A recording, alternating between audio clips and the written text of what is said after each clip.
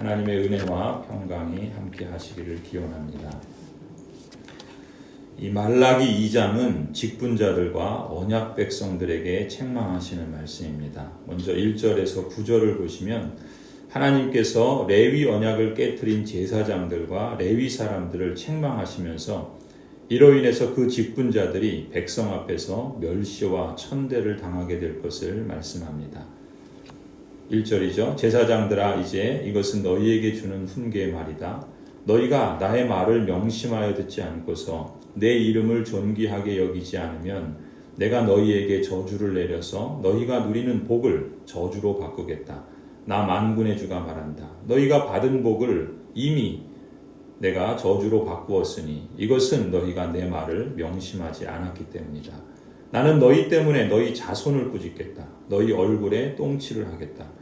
너희가 바친 희생제물의 똥을 너희 얼굴에 칠할 것이니 너희가 똥무더기 위에 버려지게 될 것이다. 하나님이 단단히 화가 나셨죠.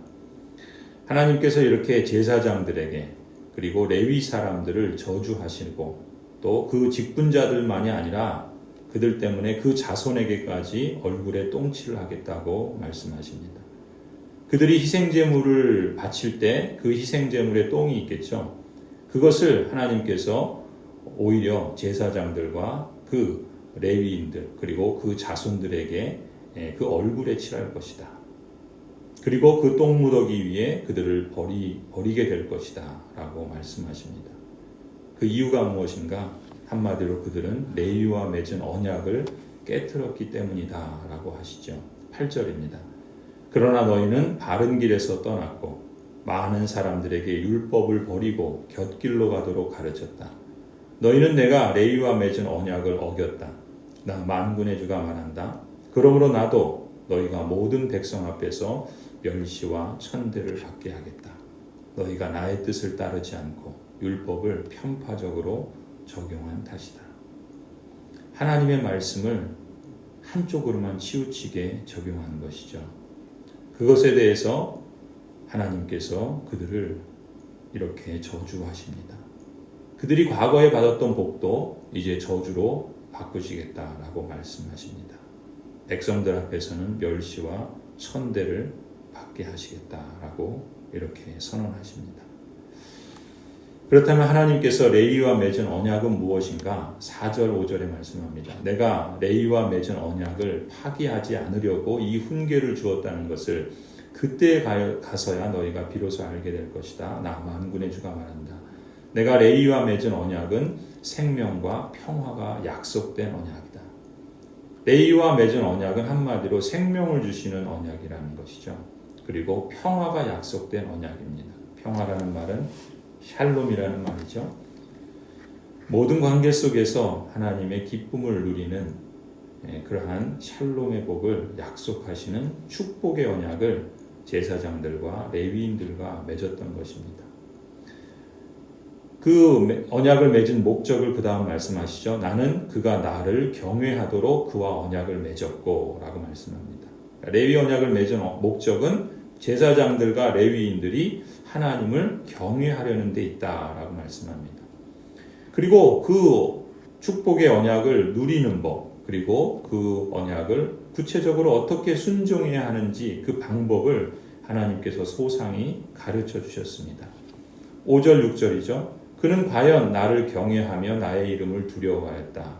그는 늘 참된 법을 가르치고 그릇된 것을 말하지 않았다. 그는 나를 불편하게 하지 않고 나에게 늘 정직하였다. 그는 또한 많은 사람들을 도와서 악한 길에서 돌아서게 하였다. 제사장의 입술은 지식을 지켜야 하겠고 사람들이 그의 입에서 율법을 구하게 되어야 할 것이다. 제사장이야말로 만군의 주 나의 특사이기 때문이다. 하나님께서는 제사장 직분이야말로 만군의 주 하나님, 그 하나님의 특사다라고 하실 정도로 그 직분이 영광스러운 직분임을 상기시켜 주십니다. 여호와의 사자라는 말이죠. 여호와의 사자로서 제사장의 입술은 늘 하나님의 말씀을 그 입에 지켜야 한다라는 것입니다. 그래서 세 가지를 사역하는 사람이라 말씀하시죠. 첫 번째는 언약 백성들에게 늘 참된 말씀의 법을 가르치고 그 그릇된 것을 말하지 않아야 합니다. 두 번째는 하나님을 불편하게 하지 않고 늘 하나님께 정직해야 합니다. 그리고 세 번째는 많은 사람들이 제사장의 입에서 율법을 구하게 해서 악한 길에서 돌아서게 하는 사역을 하는 사람이 바로 제사장 직분을 맡은 또한 레위 사람들이 맡은 그러한 역할이었던 것이죠. 이러한 레위와 맺은 언약을 따라서 여호와의 사자로서 하나님의 말씀을 잘 전달하는 역할은 오늘날 가르치는 장로로서 목사의 직분과 연관되어 있습니다. 따라서 하나님의 말씀을 맡은 직분자로서 목사는 레위와 맺은 축복의 언약을 따라서 여호와의 특사로서 하나님의 말씀을 언약 백성들에게 잘 가르치는 사역에 힘써야 하는 것이죠. 편파적으로 가르치지 않고 하나님의 말씀을 늘 그 입에 지키면서 하나님을 불편하게 하지 않고 하나님을 경외해야 하는 것이죠. 그래서 또한 언약 백성들에게는 악한 길에서 돌아서게 하고 늘 하나님의 말씀을 찾도록 도울 때 그 직분을 맡은 사람과 그 자손들이 생명과 샬롬의 복을 지속적으로 누리게 하실 줄 믿습니다. 이어서 10절부터 16절에서는 이제 그 대상을 언약 백성들에게 향합니다. 하나님께서는 언약 백성들에게는 그들이 결혼 언약을 깨트려서 아내를 배신하고 학대하는 것을 질책하십니다.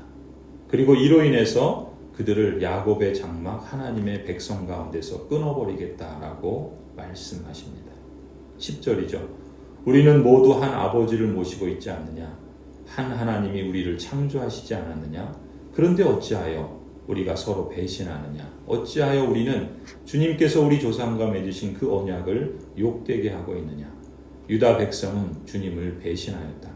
예루살렘과 이스라엘 온 땅에서 추악한 일이 일어나고 있다. 유다 백성은 주님께서 아끼시는 성소를 더럽히고 남자들은 이방 우상을 섬기는 여자와 결혼까지 하였다. 이런 일을 하는 사람은 그가 어떤 사람이든지 만군의 주님께 제사를 드리는 사람이라 하여도 주님께서 그를 야곱의 가문에서 쫓아내실 것이다. 그리고 13절을 보면은 언약 백성들이 잘못한 일에 대해서 말씀하십니다. 너희가 잘못한 일이 또 하나 있다.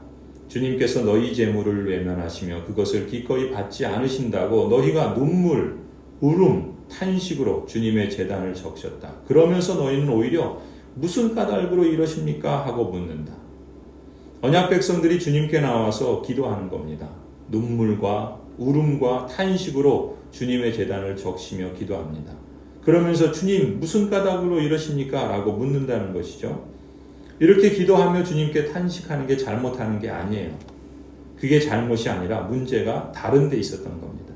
그래서 14절에 계속해서 그들의 문제를 일깨워 주십니다. 그 까닭은 너가 젊은 날에 만나서 결혼한 너의 아내를 배신하였기 때문이며 주님께서 이 일의 증인이시기 때문이다. 그 여자는 너의 동반자이며 너가 성실하게 살겠다고 언약을 맺고 맞아들인 아내인데도 너가 아내를 배신하였다. 한 분이신 하나님이 내 아내를 만들지 않으셨느냐? 육체와 영이 둘 다 하나님의 것이다. 한 분이신 하나님이 경건한 자손을 원하시는 것이 아니겠느냐? 너희는 명심하여 젊어서 결혼한 너의 아내를 배신하지 말아라. 나는 이혼하는 것을 미워한다.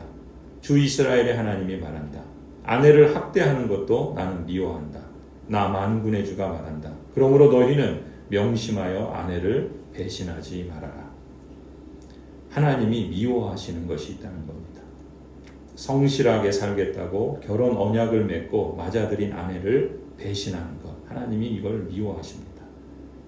우상을 섬기는 여자에게 마음이 뺏겨서 정작 하나님께서 동반자로 주신 아내를 배신하는 것. 하나님께서 이것을 미워하십니다. 또한 하나님께서는 아내를 학대하는 것도 미워하십니다. 16절에 아내를 학대하는 것도 나는 미워한다. 이 말씀을 개역개정 번역에서는 나는 자기 옷으로 학대를 가리는 자를 미워하노라 라고 말씀하십니다. 폭언을 쏟아내고 폭행을 일삼으며 그걸 숨기고 가리는 행위는 어떤 것으로도 변명이 되지 않습니다.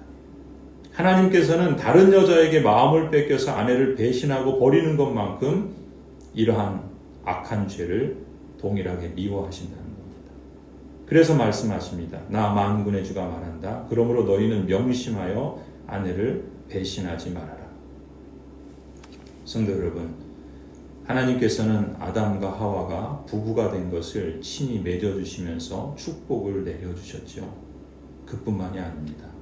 하나님께서 친히 그 증인이 되어주신 것입니다.